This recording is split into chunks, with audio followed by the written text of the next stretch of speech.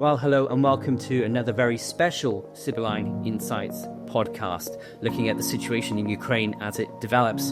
I'm very happy today to have with me a very special guest, General Sir James Everard. After a 37-year career in the British Army, in March 2017, he was appointed to his final position as NATO's Deputy Supreme Allied Commander Europe, and was promoted to the rank of General.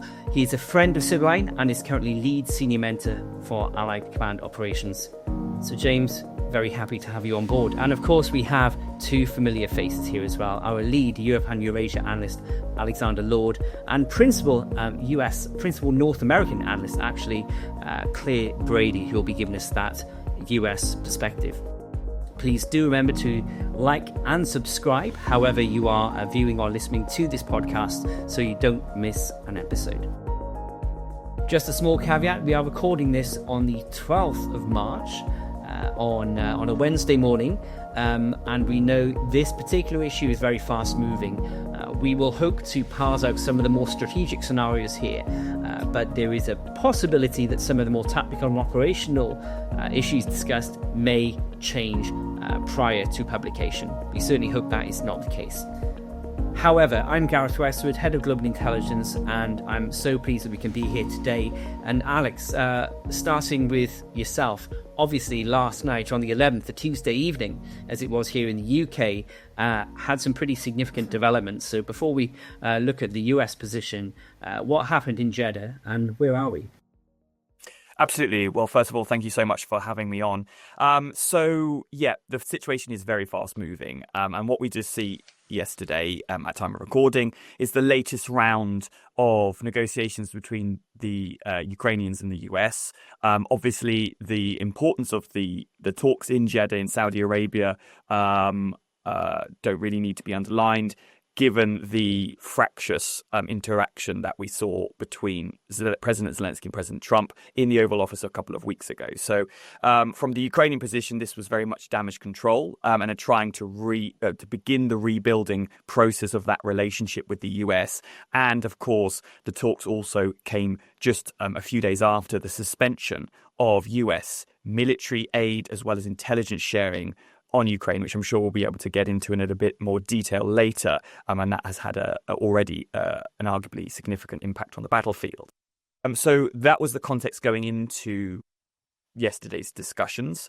It was a high-level discussion between the senior presidential advisor Andriy Yermak on the Ukrainian side and Marco Rubio, the Secretary of State on the US side. And it does seem that they did manage to agree to move forward with a proposed 30-day ceasefire in Ukraine. We still haven't got the full details of that just yet, but of course this agreement is vital, considering that there were perceptions on the US side that the Ukrainians were not interested in a peace deal. So this is a big step forward for the Ukrainians to be able to facilitate and sort of to regain that US support, as it were. And we did have confirmation just today as well that intelligence sharing and some military aid has been resumed to Ukraine as a result of this. So already we're starting to see significant strategic moves as a result of these negotiations. Of course, now the question is, what will the Russians do? And I think at the moment the ball is very much in Russia's court. Yeah, we might just add the last 7 words of that agreement, I think, is important, subject to acceptance and implementation by Russia. Absolutely. Thank you, James. And let's look into that. I mean, before we go on to the US piece, what do we think is the atmosphere in Russia? Have we seen any reflections overnight on social media? Anything official that has come through the channels, Alex, or are they very much kind of biding their time in the messaging at the moment?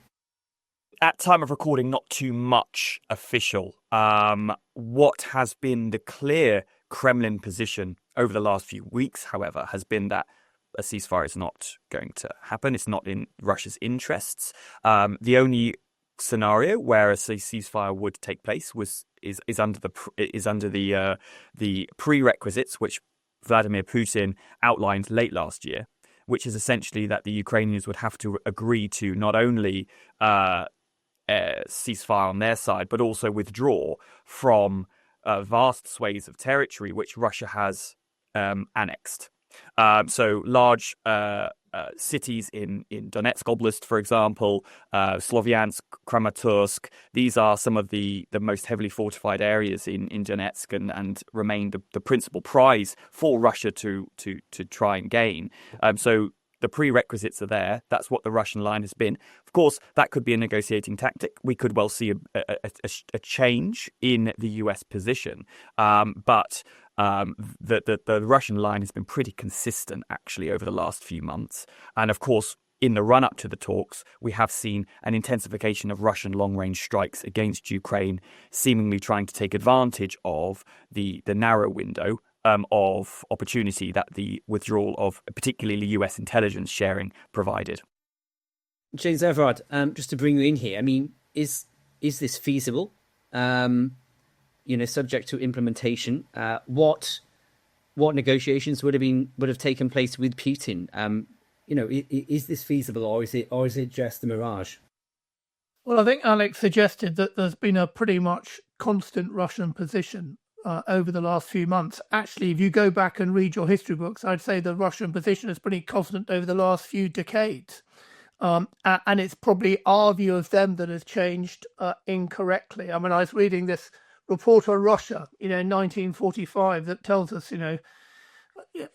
it's worth reading. I mean, nothing's really changed. And I think President Trump hinted that there was something he knew about Russia that the rest of us didn't, and this would lead to them changing their position. But I don't see anybody that thinks that is likely at the moment. And so for me, the big question is what happens when Russia doesn't agree to a ceasefire, and the next steps that are taken at that stage by the US. And I do have concerns. I'm slightly in Meloni's camp on the idea of a European force deploying to Ukraine. I mean, that's always been a red line for Russia. I don't see that changing. And so, what are the backstops? What are the security guarantees that we can offer? And you see some ideas. Meloni suggesting you can extend a Article 5 guarantee to someone without them being in NATO. I mean, we'll see where it goes. But there's so much to play for. And I think it is confusing. And I'll make one more point. I think people are struggling to understand the US game plan, because so often what you do is you ring up your friends in the State Department, the Pentagon, and you'll get a cross-reference. But actually, as we know, I think there are about 4,000 people that can be politically appointed by President Trump into some form of administration position. I think the Washington Post, that Partnership for Public Services, are tracking about 800 of these nominations. And so actually his infrastructure isn't in place. And so policy has been created pretty much on the hoof, and it's difficult to track. Thank you, James. And Claire Brady, thank you very much for being with us. A hard job to try to understand what's going to come next, and essentially what's in the mind of the administration. I think James alluded to it there, a vacuum of reliable information. So, what is the US position? Where does it stand? What does Trump know that we don't vis-a-vis Russia? And where do you see us going forward in the next 30 days? Yeah, thank you for having me, Gareth. I think the main thing to remember for the Trump administration is he has marked a significant shift from long-standing U.S. doctrine that has placed Russia as one of the top threats to the U.S.'s national security. If you look for the past 20 years, when Homeland Security strategies come out, when security doctrine is published, it's always China and Russia are the top two threats to the U.S., and then it goes Iran, North Korea, etc. Instead, in this administration now, just a couple weeks ago, you have Defense Secretary Pete Hegseth saying that the number one threat to the U.S. was the southern border and illegal immigrants coming through from Mexico. So that's a huge shift in what the administration is focusing on.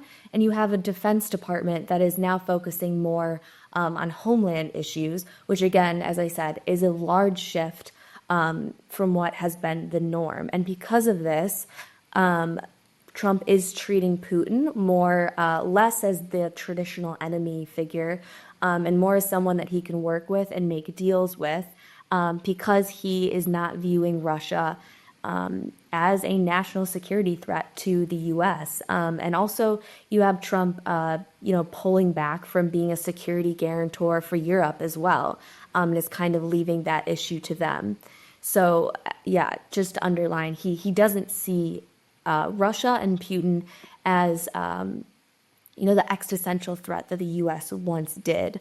So looking in the next 30 days or so, I think in the immediate term, Rubio stated that it is now on the U.S. to go to Moscow and communicate these new terms of a ceasefire deal. So we'll be looking at that, in the next couple days. And Trump had recently said that sanctions and tariffs were on the table to be placed against the Russian banking sector, specifically if Russia did not come to the negotiating table. So it is possible that the U.S. uses that as a tool to force Russia to accept these terms. And then in the longer term, the U.S. has indicated that it does want to take a leading role in, further talks to ensure an enduring peace. But at the end of the day, the priority for the U.S. will be that it does not foot the bill for this, and especially not commit any U.S. personnel. I definitely believe that any security guarantees will be very vague and very non-binding from the U.S., and that's something that Ukraine and Europe will have to contend with. Thank you, Claire. And James, you talk about U.S. intelligence sharing.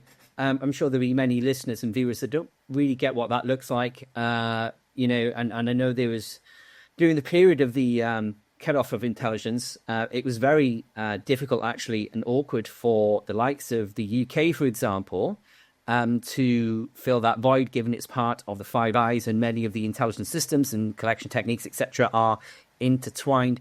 What does it look like when intelligence sharing is cut off, and what implications does that have going forward, should it happen again, for example, at the end of these 30 days? Well, I think in simple terms, the intelligence work that goes on, set against indicators and warnings, tell Ukraine what the Russians are intending to do or are doing. So early warning on missile strikes, force movements, to identify points of main effort so you can shift and preempt those attacks. And so without it, you're effectively blind and you become very reactive. I think Ukraine will have its own open source sources, will have its own strategic assets. So don't think it's totally blind, but I think the ability to look really deep was removed, and you saw the impact with strikes that effectively came with no notice. So it does make a difference. Thank you, James. And Alex, just briefly before we go on to scenarios, we've touched on the effects of that cut-off of American intelligence over the last few weeks. Where are we in the state of the war at the moment? Just very briefly, I know we covered this on our regular Ukraine webinar, which we now do twice a week, I believe. Yeah, very briefly, where are we in the state of the war at the minute, on tactical and operationally? Yeah, absolutely. So we've been through a pretty grueling winter, which has been broadly mild winter, which has created actually some problems for the Russians. And since the autumn offensive last year generated some pretty notable gains for the Russians, particularly in Donetsk Oblast, since December, we've seen a steady reduction in the overall tempo and rate of advance on the Russian side. I think this is due to various reasons, including high casualties, but also pretty poor weather conditions limiting Russian aerospace forces being able to launch glide bomb attacks, for example, which has been really bread and butter for supporting Russian advances. The weather is now likely to start to improve, so we're likely to see a resumption of that, which could well facilitate further Russian advances during the spring fighting season. But in terms of the Ukrainians, they've been holding on as best they can, and they have slowed down the Russian advances around Pokrovsk, around Chasiv Yar. These are the key sort of objectives of the Russians at the moment. However, having said that, we've not seen too much movement on the Russian side of the last few months. Over the last week alone, we've seen a major Russian breakthrough in Kursk Oblast. So this is the salient which the Ukrainians managed to create in August last year, launching a raid across the international border, exploiting Russia's rear areas and limited defenses in this area to try and pull Russian forces away. Now, over the last 6-7 months, the Russians have been steadily pushing the Ukrainians back, but Ukrainian positions remained relatively strong over the last few months. But the timing of a Russian advance and breakthrough just a few days ago, at the same time as the suspension of US intelligence sharing, I think is notable. We don't know the full extent to which intelligence facilitated this breakthrough, of course, and various Ukrainian officers on the ground it did indicate that Kursk was the most impacted region, most impacted part of the front line due to that. But there are various other reasons as to why the Russians were able to do this now. But essentially what we are watching now is a steady folding up of the Ukrainian presence in Kursk. Just this morning, we had Russian state news showing footage of the Russian flag flying in Sudzha, which is the main town in Kursk. If that's confirmed, the Ukrainians will be likely withdrawing to the international border now. And of course, with that, the Ukrainians will have lost a significant bargaining chip for potential future negotiations. The Ukrainian part of the logic as to why the Ukrainians launched that daring offensive into Kursk was precisely to improve its negotiating hand and provide some territory with which it could potentially exchange other territory inside Ukraine with Russia. That now looks seriously in question. And of course, the question now is, will the Russians be able to exploit this breakthrough by punching further into Ukraine and further undermining the Ukrainian defenses? So at the moment, it's pretty dynamic. We're keeping a very close eye on it, as you mentioned. I'd add to that. I think Alex's point, we don't know whether the lack of intelligence flowing to Ukraine created the conditions to allow Russia to have some form of operational tactical surprise. That'll be very interesting to look at. But it doesn't alter the fact that penetration operations have been enormously difficult to sustain in a world with pretty much persistent IR and lethal strikes. And so, I don't see the balance changing dramatically in the near future, particularly with the flow of American weapons turning back onto Ukraine. Thank you, James. But I mean, we saw a glimpse of, just one attack being turned off, the US intelligence attack being turned off for a short period of time, and what, could be a very impactful incident as a result of that. Maybe, we don't know. And one of the worst case scenarios for, I guess, Ukraine here in the medium term, should the ceasefire and the deal making not work out, is that Ukraine essentially go it alone, with no concerted European troop presence, no US intelligence, no US kit. That's certainly the worst case scenario for Ukraine. And what happens then, James? What's the timeline of events? How do things unfold in that worst case scenario? Well, I think if you step back and you see that Europe was probably embarrassed because our total reliance on the US has been exposed in a way that we would prefer it hadn't been. And I also think Europe's somewhat afraid because we fear that the scale of the challenge is beyond us. Actually, I don't think it is in terms of NATO because, that we can go through the alliance plans, but they already put the weight of responsibility on European nations for, holding ground, which is good. But in relation to Ukraine, it is going to require European nations to stand up and do better. And I also think if you were to tell, the UK and other partners that they had to develop a better collection model that was independent from the US, I think they could do it. It just takes time to adjust the structures that you have been used to using for years. I'll just make one other point as well. I think it's very interesting, the impact on European nations who are procuring equipment by the fact that the US appear to be able to turn off some of these capabilities at a political behest. I think it's going to bite US industry in the long run because you're no longer seen as a 100% guaranteed reliable partner and people will go closer to home.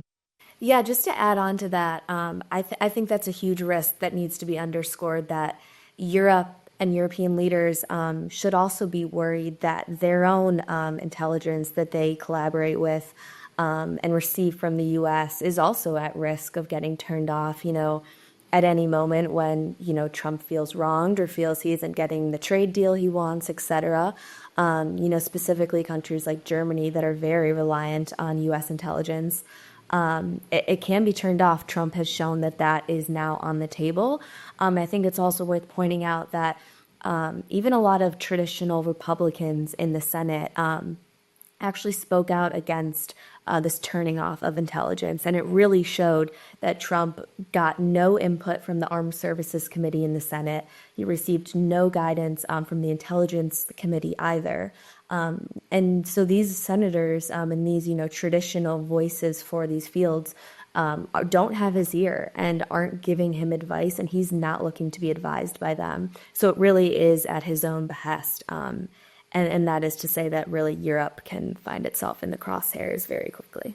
But Claire, does that change? I think Alex and I attended a presentation probably, 3 or 4 weeks ago, where the pitch was basically that if you did amateur psychology, forming, storming, norming, and what was the other one, performing, this was the storming phase. Trump was questioning every assumption, challenging every, directive, and that once the government formed, things would settle down to something we recognized. It doesn't feel like that at the moment, but I suppose that's our hope. Yeah, exactly. It's at this point, it's looking unlikely. It's Trump and, especially, his main advisor right now, Elon Musk, are pushing ahead at a pace that's completely unprecedented. And, myself included, I did also think things would slow down at one point.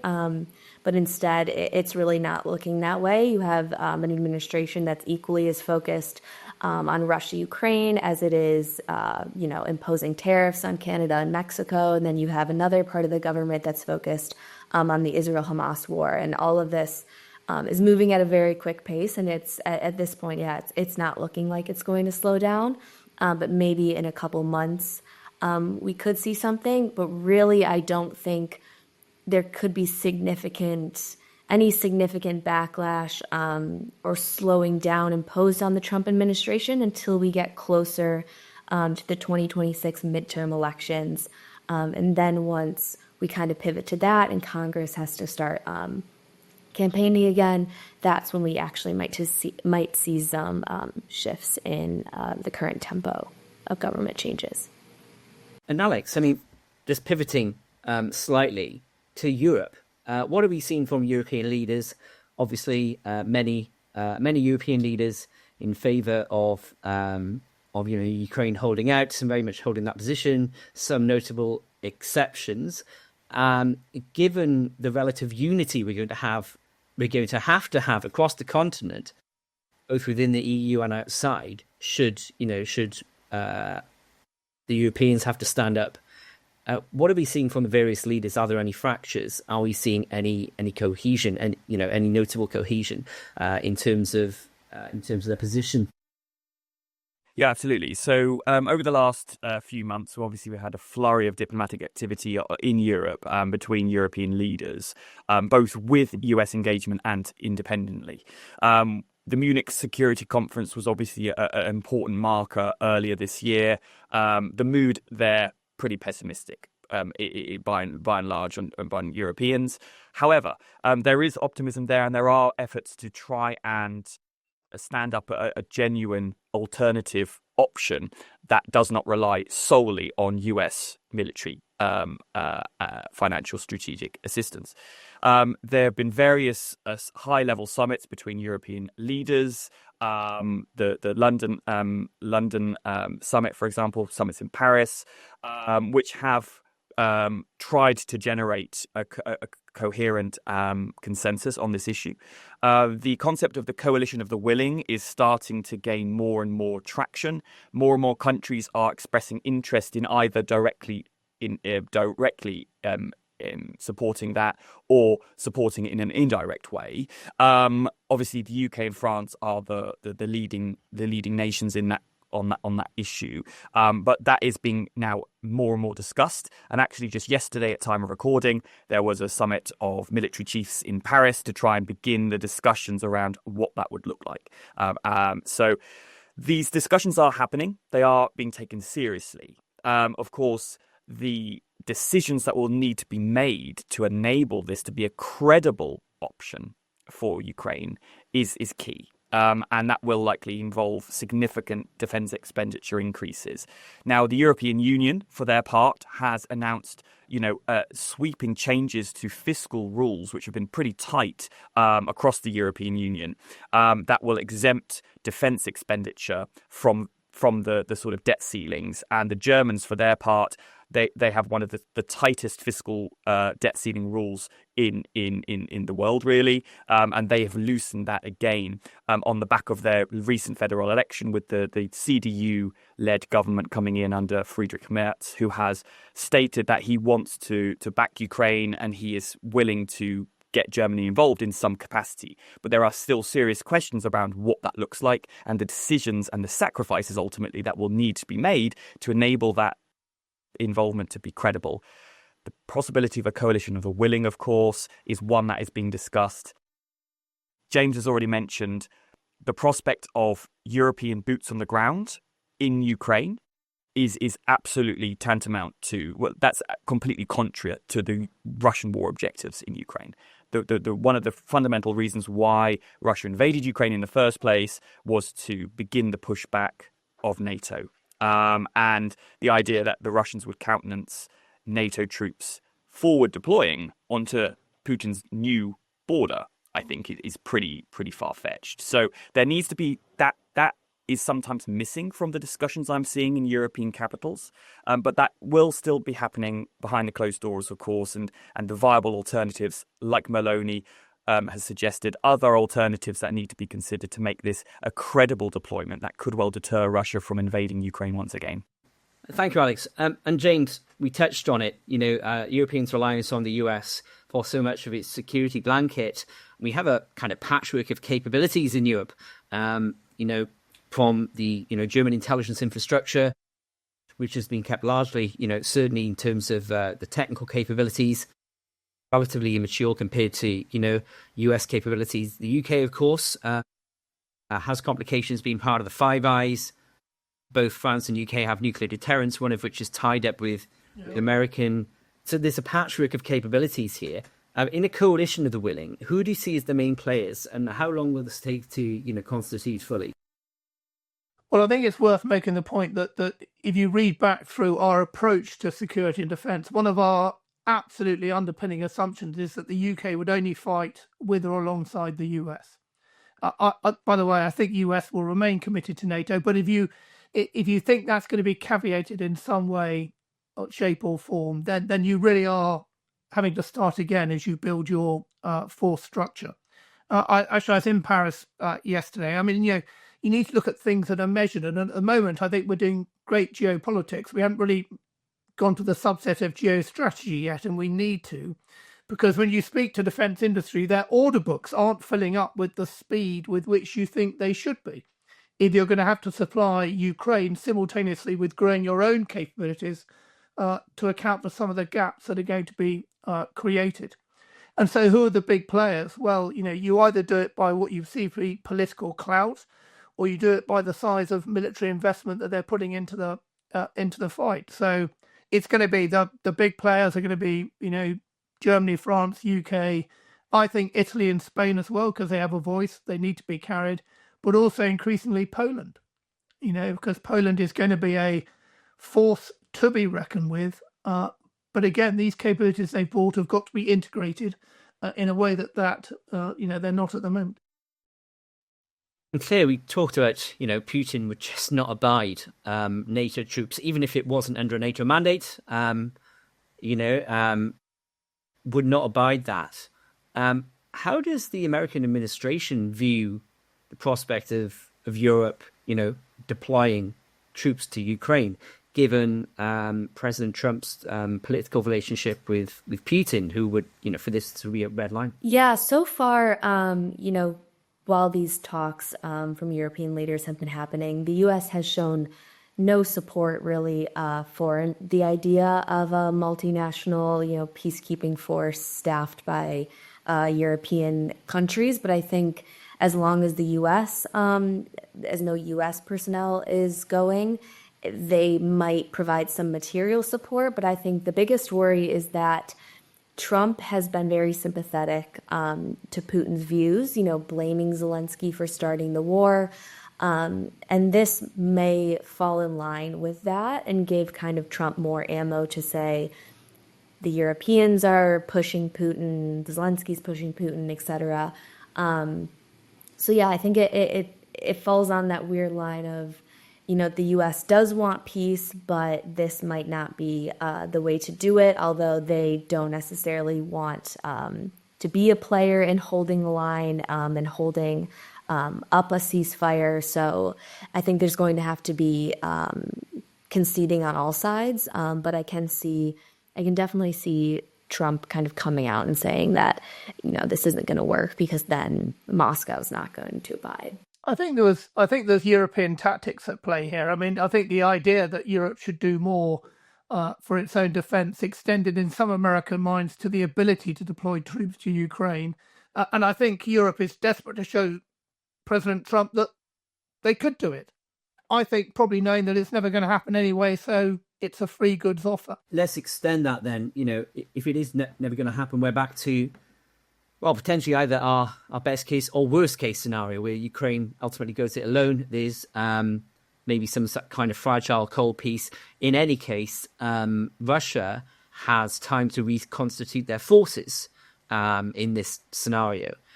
So I know many listeners and viewers have asked in the past on our Ukraine webinar, in the medium term, years or even months, where does Putin look at next? I know in the past, many analysts have said it would take Russia, 3 to 5 years to reconstitute their forces, significant enough to which to roll, so they could roll into another country. But I've been reading some recent analysts.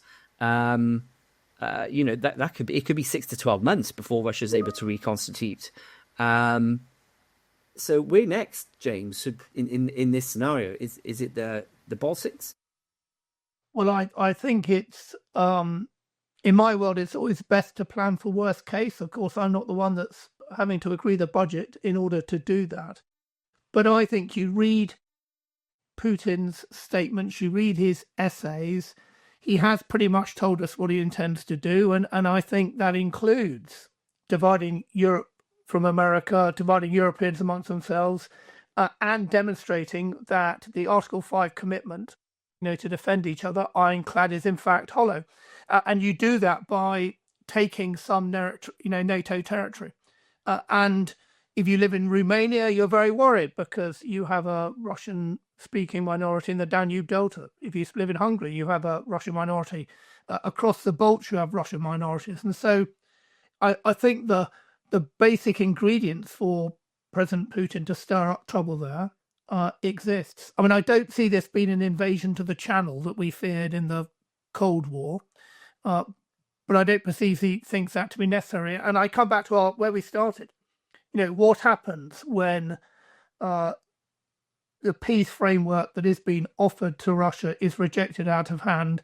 Which side does President Trump come down on? Well, that's interesting. And I wanted to go a little bit further into the Baltics in a moment, because obviously there are British and other European troops in the various countries. However, what side does President Trump come down on should Vladimir Putin reject this? I know that's probably the hardest question we've asked in this podcast, to mind read what's going to go on in the administration's kind of head. But what does he do? Have we been seeing anything? Yeah, like I said before, he has threatened sanctions and tariffs on Russia should they not come to the table and agree to this ceasefire. So I think in the immediate term, we're looking at that, particularly on the banking sector, as I said. But I also think in the longer term, should Moscow come to the table and agree, then we could actually see maybe some lifting of sanctions on Russia, more normalized relations, allowing their banks back into the Western-led system. he's definitely kind of playing this game of, pressuring and then, incentivizing, and then giving rewards after. So I think Trump is kind of playing a game of both sides right now. He has shown clearly he's not really on, clearly the side of NATO and Ukraine, but he's not necessarily, on Russia's side either. He's really on his own, and it's all about U.S. national interests.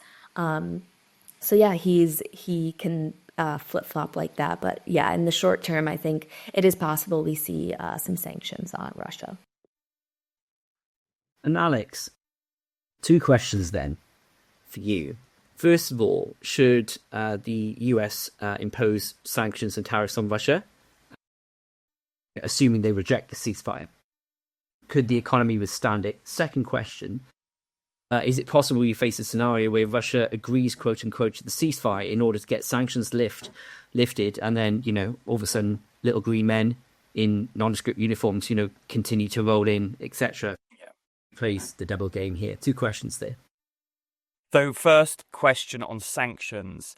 Ultimately, the US still has some room to impose more sanctions on financial systems, on hydrocarbon revenues, etc. But let's look at the track record of sanctions and how they impact Kremlin decision making. The short answer is it doesn't. It hasn't really. So the Russian economy is struggling. Of course, it's under a significant pressure in multiple areas, high inflation, extremely large defense expenditure, putting wider pressure on the budget, and sanctions have had an impact. But ultimately, whenever we're trying to appraise and understand and predict the impact of potential sanctions on decision making, we have to understand the sort of priority of issues that the Kremlin considers when it makes decisions. Economics, finances are at the very top of a Western decision makers list. It is not at the top of the Kremlin's list, and that's one of the key things that I always want to emphasize when we have a tendency in the West to emphasize the impact of economics on a decision maker in the Kremlin, because that's how we make the decisions in the West. They don't operate like that. The Russian government will be willing to endure much more economic pain if it believes, and believes is the key thing. Whether it does or not remains to be seen. But if it believes that it can, or there's a good chance that it can achieve its strategic objectives, economic pain will be worth it. So I think that's the first thing I'd say. Trump's ability to coerce, encourage the Russians to the negotiating table, finances, economics, there's a limit there. So as regards your second question, whether the Russians will agree to a ceasefire only then to break it, we've seen that consistently during the 11-year Russo-Ukrainian war now. There were various ceasefires which the Russians agreed to, and then they broke. It's highly likely that any ceasefire that would be agreed would be extraordinarily fragile. And there are plenty of justifications which the Russians could provide, which would present it as if it's the Ukrainians that have violated the ceasefire without a significant sort of enforcement or monitoring system at the front line. It's going to be quite difficult to confirm this. The Russians can spin the narrative however they wish. So there will be ample opportunity for the Russians to renege on any ceasefire deal. And of course, the question is, whether a ceasefire would serve Russia's interests in the short, medium, or longer term. At the moment, I don't think ceasefire actually serves their interests in any of those timelines. The situation will have to change for the Russians to seriously consider a ceasefire and agree with it in good faith. The dial will have to shift for the Russians to see an advantage. Trump has an opportunity to shift that dial. Of course, so we'll have to wait and see what the policies are going to be in the coming weeks and months. But at the moment, agreeing to a ceasefire doesn't really serve Russian interests when it's advancing on the battlefield. Spring is coming. Better weather conditions will improve their options on the battlefield. The Ukrainians are really struggling. They want to capitalize on those problems. The timing isn't quite right for the Russians. So we'll have to wait and see what happens. But absolutely, big diplomatic statements and gestures are very possible, but on the facts on the ground are that the Russians are advancing, and I believe that they could continue to advance in 2025, and I think that's going to be the driving factor. And James, going back to the Baltic piece, we obviously have troops in the Baltics.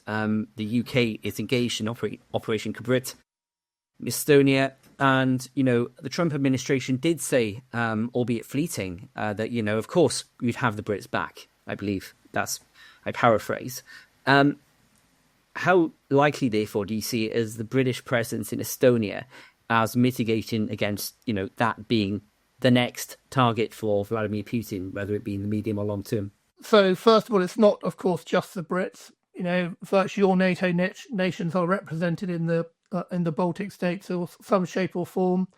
And at the moment, the core structure has been imposed on top of that with one German-Dutch core and multinational core northeast, and linked through them to the weight of multi-domain power that exists mostly in the US Army, but not solely. And so it's a much stronger, a defensive structure that it might look at first glance. And nothing that's been going on has changed any of that at the moment. And it's back to where we started.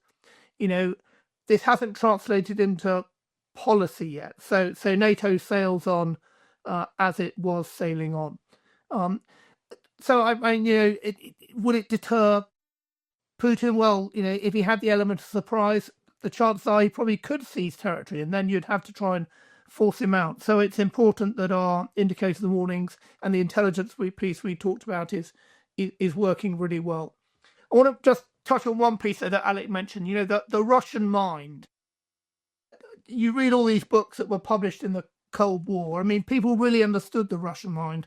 Sanctions don't work against a nation who are sufficient in energy, sufficient in food, and are prepared to suffer to extraordinary lengths in what they believe to be the service of Mother Russia. The harder Mother Russia treats her sons, the more devoted they become.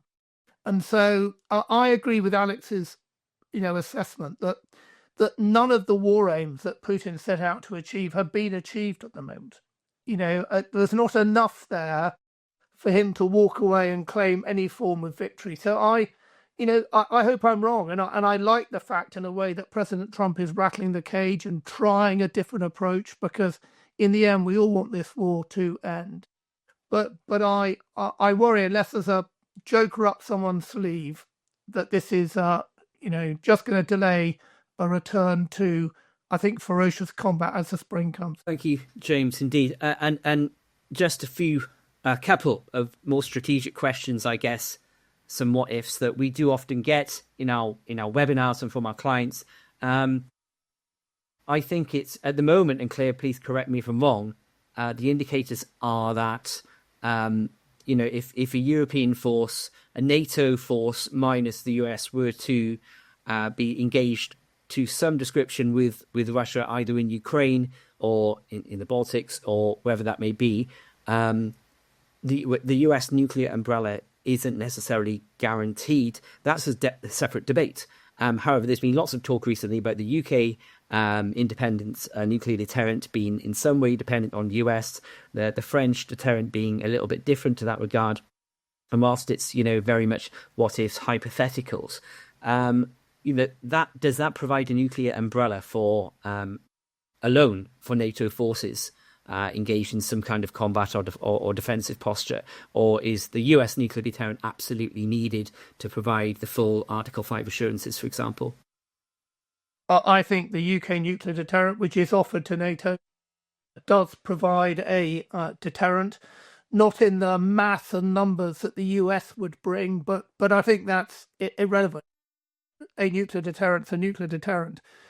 And for those that don't know, of course, we have effectively a submarine crew sitting in NATO in a landlocked headquarters who provide the mechanisms to link NATO to the UK nuclear system. It exists and it works. And you're right, if America pulled all its support from it, it's going to fade in ability over time unless you replace it. But for now, it's very real. It's rehearsed and works. Do you see this as an existential threat to NATO, despite it not being enacted in policy yet.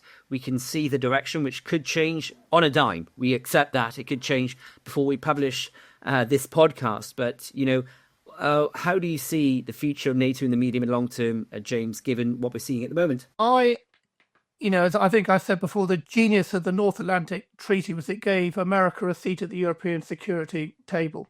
It's the only place that America meets its primary allies in Europe every day of the week. Through NATO, they do a huge amount of other work that links to industry sales, insights, understanding. I cannot see any reason why any American president would want to turn that off. I can see them wanting to see the Europeans holding more of the equity. And I think there's a plan that does that, that's already been talked about. And I've mentioned it before, with European nations holding more of the ground fighting role, which they already in the process of doing, with America providing, as it does now, the bulk of the domain support. Visibly that lowers the American presence. But we'll see, because you hear, and Claire might know about this, but you hear on the grapevine an intent to reduce the size of US forces, perhaps by around 15%, reducing the number of general officers, reducing the rank of those officers. And if you start cutting defence in those sort of numbers, then you're going to be trimming forces probably deployed overseas. And as Claire said, if China's a priority, then Europe's going to take a hit. But Europe and American leadership in NATO, I think, will stay. And again, Claire mentioned it. What Trump is doing just doesn't seem to sit very well with traditional conservative Republican values. And I think eventually, when the administration is set, some form of status quo will be established that we will recognise. I think it will be different, but I think we would recognise it for what it is. But it's going to require us to put our hand in the pocket in a way that probably we don't want to, and spend more money. Claire, pivoting to you, I'd say a cautiously optimistic outlook here from James.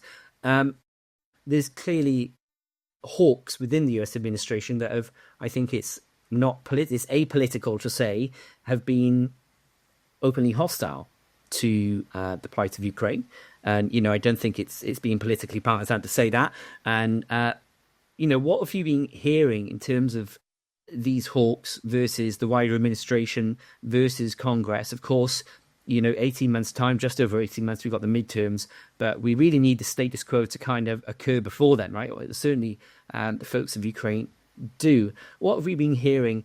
Who in Congress is influential with Trump? Is anybody influential, for example? And do you share the cautious optimism there that James just cited? Well, I share the opinion that I don't think the Americans are going anywhere in NATO. It's highly, highly unlikely that the U.S. will ever pull out of NATO. In fact, it was Rubio himself that got a law passed not too long ago that made it impossible for a president to unilaterally withdraw.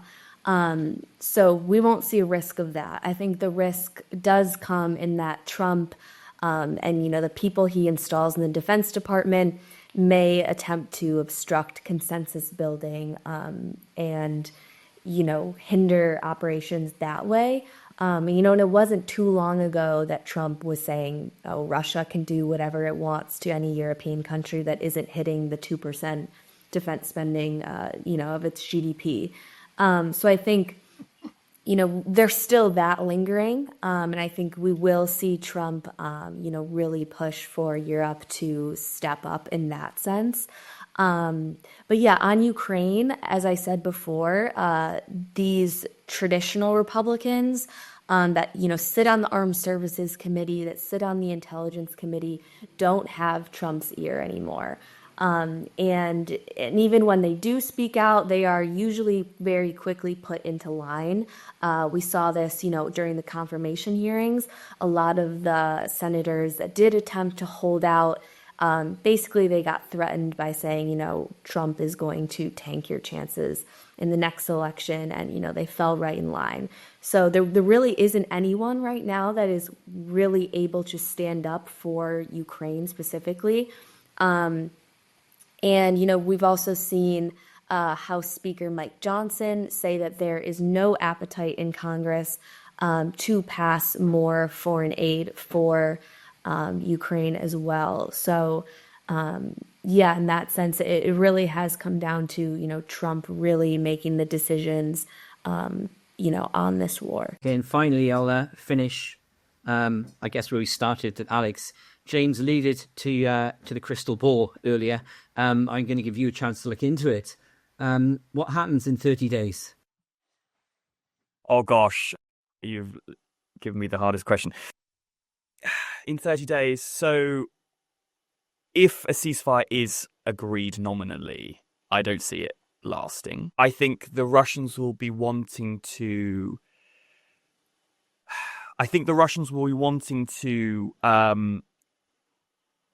put the ball back in Zelensky's court.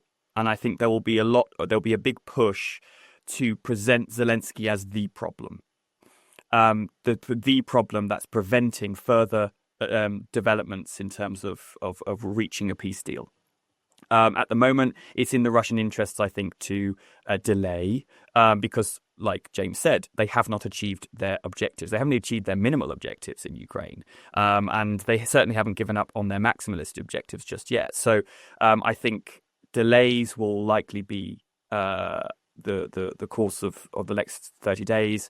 The spring fighting season is just about to start. The Russians, I think, there's various reasons why they would feel relatively optimistic about their chances to make further advances, particularly as we've just seen the collapse of the Kursk front. So at the moment, as I said earlier, the timing isn't really there for the Russians to agree to a ceasefire. It's not really in their interests at the moment. It will depend on what pressure the Trump administration can exert. But as we've said, there are limits there. So I think, unfortunately, the war will grind on as we've seen it, unfortunately. And James Everard, any final thoughts in reaction to that? I would agree with Alex. I think that seems the most likely scenario. I know in a separate space, you do a sort of analysis of the way of war.